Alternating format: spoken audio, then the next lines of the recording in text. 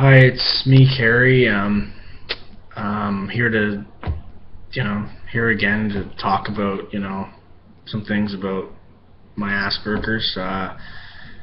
Um, the long weekend is coming up, so, I guess that'll be okay. Um, I just felt like, talking today about maybe habits, like maybe things that us people with Asperger's syndrome maybe have that we do that other people sometimes notice that maybe you know is a bit too much. When I was younger, my habit was I talked a lot about the same interests over and over again. So I when I was a kid, I was obsessed with professional wrestling. So I would talk about professional wrestling obsessively all the time with anybody, and constantly people would be irritated by it because they didn't want to hear about it all the time. And like I'd get out of bed and the first thing I'd say to my mother was something to do with wrestling, or my dad. And it was often irritating because they just didn't want to hear about it all the time, all day long. you know um and the same thing goes kind of with my interest in history and politics. When I was a preteen, and maybe until I was probably in my 20s, early 20s, I would constantly talk about history and politics all the time, nonstop, with anybody. And the same thing, you'd get other people who would not want to hear it, or they'd tell you to stop, or it just got on their nerves to hear you always talking about me, always talking about history all the time, politics all the time. And at the time, me not realizing that it's a hot topic, that not everybody wants to talk about politics, because politics is something that affects people differently. And everybody has an opinion about politics. It's like religion. There's no right or wrong answer. It's all opinion. And you might say something and really anger somebody because they have a strong opinion about it. So it took me a while to learn that I can't really talk about things obsessively all the time, just like out of nowhere.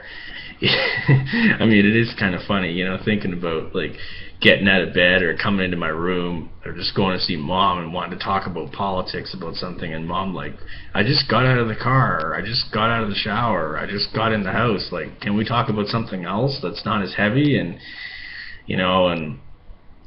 and at the time getting mad because I want to talk about this, and because it can be ridiculous sometimes, obsessively talking about things that other people don't want to hear. But I've kind of learned over time now to not talk as much about it, and I'll mention maybe a few things about it, but if the conversation changes, then I will usually go along with the conversation and try to talk about that rather than talk obsessively about my interests. Because really, it's better to do that anyways, because most people don't want you to talk obsessively about one thing, because that drives people away. Plus you don't want to dominate the conversation either, when it comes to things. Another obsession, or a thing that I have right now that I do a lot of, but I do my best not to do when people are around, is I talk to myself a lot. So when I go for walks, or I'm in the house, I talk to myself a lot, and I have a conversation with myself, and I know I shouldn't have it. I know it's not a good habit to have, but I think I do it because it's comforting, because I often feel alone, or if I don't have people around to talk to, I feel like I should be talking about something to make myself feel better or whatever. And I don't know, I guess I just get bored if I go for a walk. I want to talk to myself about something, because I don't know, I guess I just want someone to talk to, and yet I don't want someone to be there at the same time. It's really weird how it works. Yeah, though, I mean, like, I know it's not something I should probably do, and my mom's told me I shouldn't do it, but it's something that makes me feel better. It's like rocking. I do that too when I listen to music.